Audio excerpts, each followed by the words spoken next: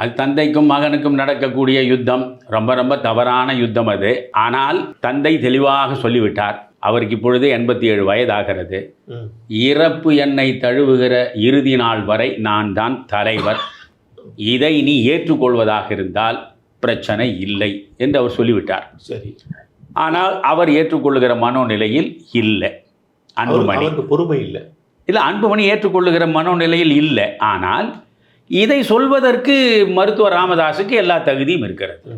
ஏன்னா இந்த கட்சியை வளர்த்தெடுத்தவர் அவர்தான். கிராமம் கிராமமாக சென்று கால் கடுக்க நடந்து மக்களை சந்தித்து அமைப்பு ரீதியாக வளர்த்தெடுத்தவர் அவர்.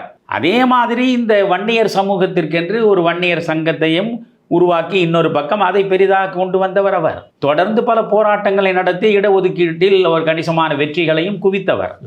அவர் தேர்தல் நேரத்தில் யாரோடு எந்த நேரத்தில் எப்படி போய் சேரலாம் என்பதையெல்லாம் வெற்றிகரமாக வியூகம் அமைத்து அதில் பல நேரங்களில் அவர் வெற்றி பெற்றிருக்கிறார். சில நேரங்களில் தவறி இருந்தாலும் கூட.